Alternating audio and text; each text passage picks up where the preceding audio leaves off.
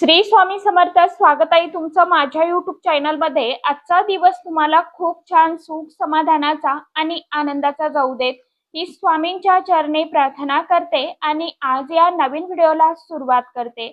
तर बघा मित्रमैत्रिणींनो, 29 जून वार सोमवार आणि या दिवशी आलेली आहे वटपौर्णिमा. वटपौर्णिमा या दिवशी आपण सर्व स्त्रिया वटवृक्षाची मनोभावे पूजा सेवा करत असतो. त्याचबरोबर वटपौर्णिमा ही माता लक्ष्मीला समर्पित असल्यामुळे या दिवशी खास करून काही उपाय सेवा देखील घरामध्ये केल्या जातात आणि त्याचं आपण जी काही या दिवशी घरामध्ये सेवा करतो, पूजा करतो, तर माता लक्ष्मी आपल्या घराकडे आकर्षित होऊन आपल्याला शीघ्र फळ जे आहे तर ते प्राप्त करून देत असते. म्हणूनच आपल्याला वटपौर्णिमेच्या दिवशी एका झाडाचं पान जे आहे तर ते आणायचं आहे. कारण की बघा, या वट पौर्णिमेच्या दिवशी माता सावित्रीने आपल्या पतीचे सत्यवानचे प्राण यमराजाकडून परत आणले होते. तो दिवस होता ज्येष्ठ महिन्यातील पौर्णिमेचा. त्यामुळे या दिवशी वट पौर्णिमेचा सण साजरा केला जातो. विवाहित स्त्रिया आपल्या पतीच्या दीर्घायुष्यासाठी वट पौर्णिमेच्या दिवशी वडाच्या झाडाची मनोभावे पूजा करतात आणि निर्जळ व्रत ठेवतात. तर बघा, 29 जून म्हणजे सोमवारी वटपौर्णिमेचा सण साजरा केला जाणार आहे. असं देखील म्हणतात की या दिवशी सुवासिन स्त्रियांनी आपल्या पतीसाठी व्रत ठेवलं तर तोच पती त्यांना 7 जन्मासाठी मिळत असतो. त्याचबरोबर माता सावित्री देवी या दिवशी विवाहित जोडप्यांवरती कृपा करते. वटपौर्णिमेला वट सावित्री या नावाने देखील ओळखलं जातं. धार्मिक मान्यतेनुसार वटवृक्षाच्या खोडात विष्णू, मुळात ब्रह्मा आणि फांद्यामध्ये शिव विराजमान असतात. त्याचबरोबर वडाच्या झाडांना बऱ्याच फांद्या असतात आणि त्या पारंब्या असतात. याला माता सावित्रीचं रूप मानलं गेलं आहे. त्यामुळे वटवृक्षाची पूजा केल्याने देवी देवतांचे आशीर्वाद आपल्याला हे प्राप्त होत असतात. आपल्याला अखंड सौभाग्याची ही प्राप्ती होत असते. वटपौर्णिमेच्या व्रताची पूजासाठी शुभ मुहूर्त हा सकाळी 6:30 ते दुपारी 12:30 असणार आहे. परंतु मध्ये राहू काळ आलेला आहे, तर चुकून देखील आपल्याला राहू काळामध्ये पूजन जे आहे तर ते करायचं नाहीये. कारण की पूजा करायला हरकत नाही, परंतु एक कमेंट आली होती की राहू काळ बघितला जात नव्हता.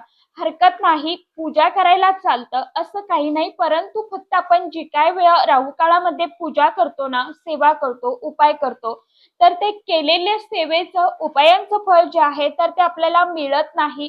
म्हणून आपल्याला तेवढ्या राहू काळाची वेळ जी आहे तर ती पाळायची आहे.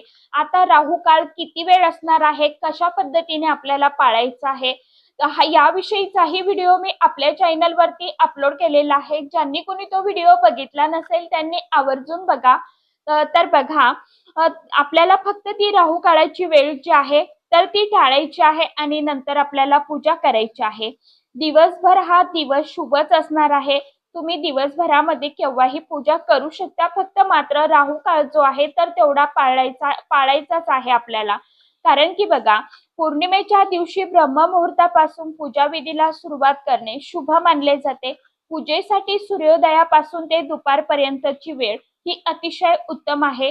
पौर्णिमेच्या दिवशी माता लक्ष्मी या पृथ्वी तलावरती भ्रमण करत असतात आणि जागृत अवस्थेमध्ये असतात. म्हणूनच या दिवशी जर आपण काही छोटे मोठे उपाय किंवा घरामध्ये सेवा केल्या तर त्या नेहमी फलदायी ठरत असतात. आणि म्हणूनच वट पौर्णिमेच्या दिवशी तुम्ही काही नाही केलं तरी चालेल, परंतु सकाळीच आपल्याला एका झाडाचं पान जे आहे तर हे पान घरात आणायचं आहे आणि आपल्या घरी आणल्यामुळं या पानामुळं आपलं 7 पिढ्यांचं जे काही दुःख, दारिद्र्य, गरिबी आहे तर ती नष्ट होऊन आपली कितीही कठीणातील कठीण इच्छा ही माता लक्ष्मीच्या कृपेने नक्कीच पूर्ण होईल.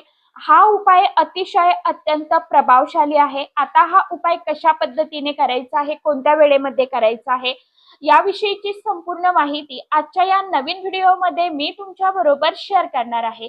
त्यामुळे तुम्ही हा व्हिडिओ स्किप न करता शेवटपर्यंत नक्की बघा.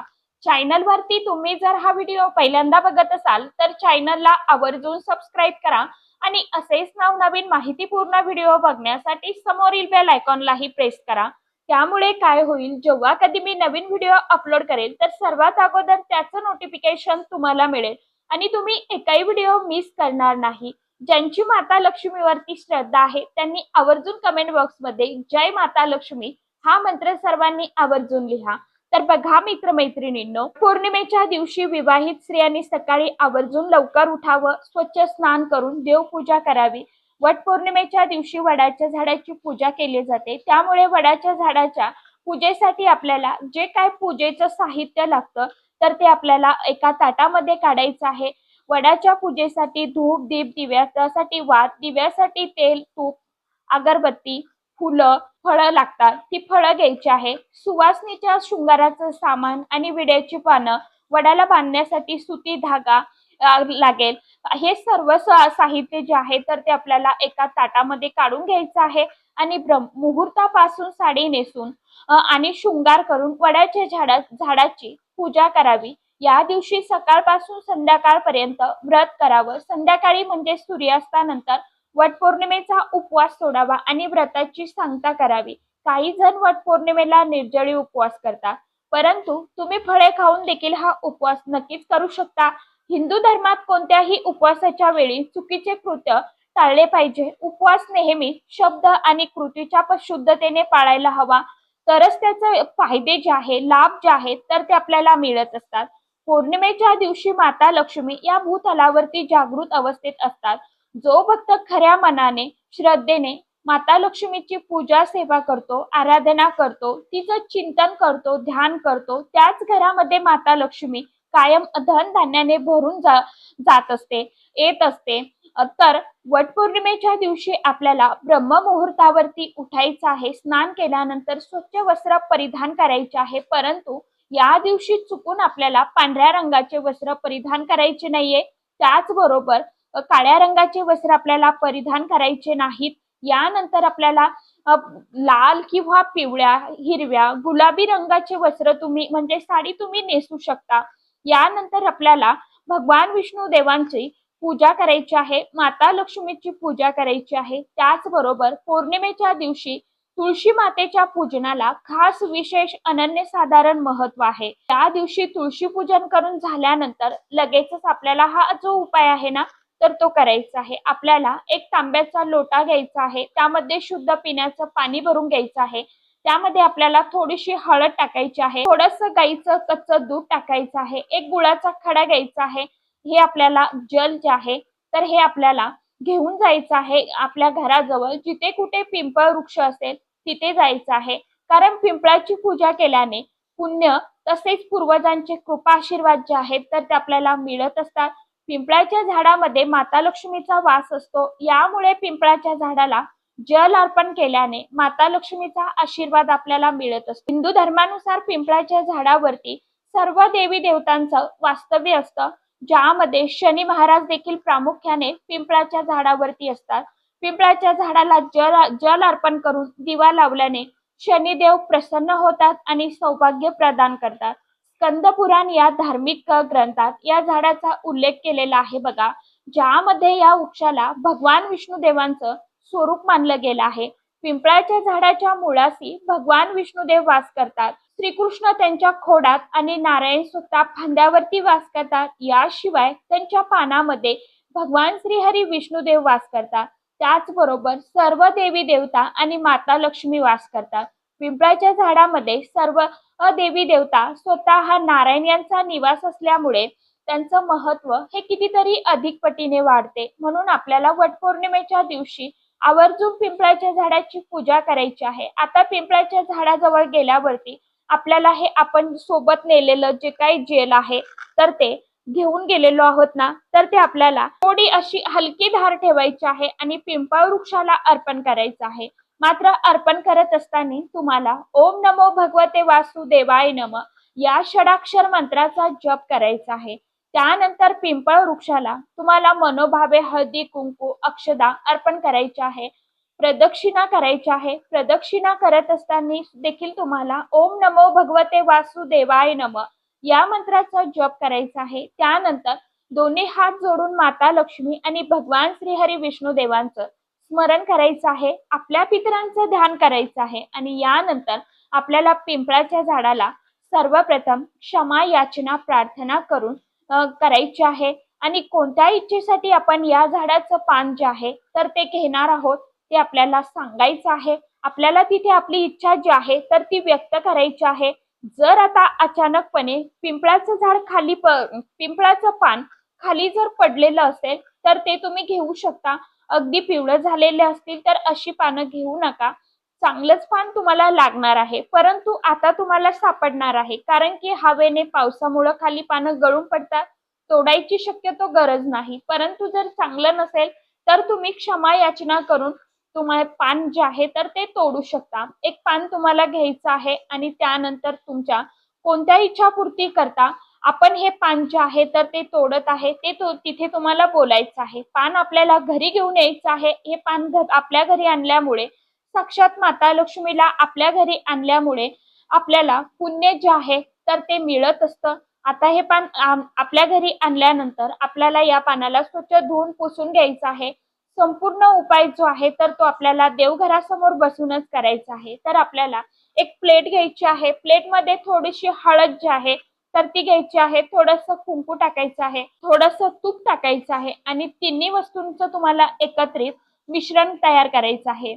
आता या तिन्ही वस्तूंचं जे मिश्रण आपण बनवलेलं आहे ना तर त्या वस्तू माता लक्ष्मीला अतिशय अत्यंत प्रिय आहेत. पिंपळाच्या झाडाच्या जी काडी असते बघा तर त्या काडीनेच आपल्याला त्या पिंपळाच्या पानावरती आपल्या मनातील जी काय इच्छा असेल तर ती त्या मिश्रणाने लिहायची आहे. तुमची इच्छा त्या पानावरती लिहायची, जसं की लक्ष्मी प्राप्ती असेल, धन प्राप्ती असेल, नोकरी प्राप्ती असेल किंवा मुलांची प्रगती असेल, नोकरी प्राप्ती असेल, विवाहाची इच्छा असेल, विवाह असं तुम्हाला लिहायचं आहे किंवा इतर कुठलीही तुमची इच्छा असेल, जसं की घर असेल, गाडी असेल, असं तुम्हाला लिहायचं आहे. आता मी तुम्हाला थोडक्यात सांगतेय, पण तुमची जी काही इच्छा असेल ती इच्छा तुम्हाला लिहायची आहे. एकच इच्छा लिहिताना तुम्हाला एकच लिहायची आहे. जी ही इच्छा लिहून झाल्यावरती इतर कोणतीही इच्छा असेल जी काय पूर्ण केल्याने ती पूर्ण होत नसेल तर ती मनोभावे आपल्याला त्या पानावरती लिहायची आहे. त्यानंतर आपल्याला एक प्लेट घ्यायची. प्लेटमध्ये आपल्याला मुठभर अखंड तांदूळ जे आहेत तर ते आपल्याला ठेवून घ्यायचे आहे. त्या तांदूळावरती आपल्याला थोडंसं हळदी कुंकू अर्पण करायचं आहे आणि आपण हे इच्छा लिहिलेलं पान जे आहे तर ते ठेवायचं आहे. ही प्लेट उचलून आपल्याला देवघरामध्ये आपल्या माता लक्ष्मीचा फोटो असते, मूर्ती असते तर तिथे समोर तुम्हाला ठेवायचं आहे. त्यानंतर आपल्याला देवघरासमोर बसूनच काही सेवा देखील करायची आहे. 3 वेळा तुम्हाला महालक्ष्मी अष्टकम पठण करायचं आहे. 16 वेळा तुम्हाला श्री सुक्तम पठण करायचं आहे आणि एक माळ तुम्हाला म्हणजेच 108 वेळा ओम नमो भगवते वासुदेवाय नमः या षडाक्षर मंत्राचा तुम्हाला जप करायचा आहे. किंवा मग तुम्हाला जर माता लक्ष्मीचा सोपा मंत्र येत असेल कुठला तर तो तुम्ही 108 वेळा म्हणू शकता. जसं की ओम महालक्ष्मी देव्याय नमः या मंत्राचा तुम्ही जप करू शकता. यानंतर तुम्हाला दोन्ही हात जोडून माता लक्ष्मीचं स्मरण करायचं आहे. या दोन्हीही अतिशय अत्यंत उच्च कोटीच्या सेवा आहेत. या सेवा केल्यामुळे माता लक्ष्मी आपल्यावरती प्रसन्न होते. आपल्याला प्रार्थना करायची आहे. परत एकदा आपल्याला आपली जी काही इच्छा असेल तर ती व्यक्त करायची आहे आणि संपूर्ण दिवसभर ही प्लेट आपल्याला देवघरामध्येच ठेवायची आहे आणि संध्याकाळी 5 वाजल्यानंतर हे इच्छा लिहिलेलं जे पान आहे तर ते आपल्याला तिथून उचलायचं आणि आपल्या घराजवळ असणारं जिथे कुठे वाहतं पाणी असेल तर तिथे तुम्हाला जायचं आहे आणि त्या पाण्यामध्ये हे पान तुम्हाला प्रवाहित करायचं आहे. यानंतर बरेच जण सांगतील की आमच्याकडे वाहतं पाणी नाहीये, नदी नाहीये, मग आम्ही काय करायचं? बघा, आपल्या घराजवळ जे पण कोणतं देवीचं मंदिर असेल तिथे जायचं आहे. हे पान तिथे तुम्ही देवीच्या चरणावरती, माता लक्ष्मीच्या चरणावरती अर्पण केलं तरी देखील चालणार आहे. मात्र त्यावेळी तुम्हाला परत एकदा तुमची जी काय पानावरती इच्छा लिहिलेली आहे ना तर तीच इच्छा तुम्हाला व्यक्त करायची आहे, बोलायची आहे आणि अशा रीतीने आपल्याला हा छोटासा उपाय जो आहे तर तो वटपौर्णिमेच्या दिवशी आवर्जून करायचा आहे. हा उपाय केल्यामुळे आपली कितीही कठीणातील कठीण इच्छा असू दे ही माता लक्ष्मीच्या कृपेने नक्कीच पूर्ण होईल. आपल्याला अशी भावना आपल्या मनामध्ये ठेवायची आहे. उपाय करत असताना आपल्याला आपलं मन तितकं स्वच्छ पवित्र असायला हवं. म्हणजे आपण किती मनापासून आणि भक्तीने हा उपाय करतो हे देखील तितकंच गरजेचं आहे. सोबतच कष्ट आणि कर्म देखील आपल्याला चांगलीच करायची आहे. तरच आपण जी काय उपाय सेवा करतो तर त्या केलेल्या सेवेचं उपायांचं फळ जे आहे तर ते मिळत असतं. असं होणार नाहीये की आपण उपाय केले आणि कामच नाही केलं, कष्टच नाही केलं तर आपली आपोआप प्रगती होणार आहे का? तर बिलकुल नाही. कारण आपण काही वेळा जीवनामध्ये खूप कष्ट करतो, मेहनत करतो, परंतु काही वेळा आपले ग्रह जे आहेत तर ते कुठेतरी कमकुवत झालेले असतात. म्हणून आपल्या नशिबाला आपल्या कष्टाची साथ मिळावी, आपल्या कष्टाला आपल्या नशिबाची साथ मिळावी, आपले जे काय कमजोर झालेले ग्रह आहेत तर ते मजबूत व्हावे म्हणून आपण अशा ठराविक तिथीला जे काही सेवा उपाय करतो तर त्याचं फळ जे आहे तर ते भगवंत आपल्याला नक्कीच देत असतो. म्हणून आपल्याला अशा दिवशी हे छोटे मोठे उपाय जे आहेत तर ते आवर्जून करायचेच असतात. आजकालच्या या धावपळीच्या जगामध्ये कुणाला इतका वेळ आहे सेवा करण्यासाठी, देवधर्म करण्यासाठी? कारण की आजकालचं जीवनच इतकं धकाधकीचं झालेलं आहे. हल्ली वेळच मिळत नाहीये. म्हणून आपण अशा ठराविक दिवशी किमान जर उपाय केले, तर त्याचं फळ जे आहे, तर ते आपल्याला प्राप्त होत असतं. म्हणून आलेल्या संधीचं सोनं जे आहे, तर ते नक्कीच करायचं असतं. तर आशा करते व्हिडिओमध्ये सांगितलेली माहिती सर्वांना समजलीच असेल. ज्यांना काही समजलं नसेल, त्यांनी कमेंट बॉक्समध्ये विचारू शकता. परत एकदा सांगते, काही वेळा कमेंट येतात, थोडं कमीमध्ये सांगत जावा. तर संपूर्ण माहिती सांगणं माझं काम आहे आणि मी ज्यावेळी तुम्हाला उपाय सांगते, तर ते समजायला बी हवे. नुसता उपाय सांगून चालत नाही. पूर्ण माहिती देणं देखील गरजेचं आहे आणि तुम्हाला देखील समजणं गरजेचं असतं. म्हणून मी प्रत्येक याची माहिती तुम्हाला सांगत असते. व्हिडिओ संपूर्ण बघत जावा आणि व्हिडिओला जास्तीत जास्त लाईक करत जावा. तर चला भेटूया नेक्स्ट व्हिडिओमध्ये. तोपर्यंत सर्वांना श्री स्वामी समर्थ.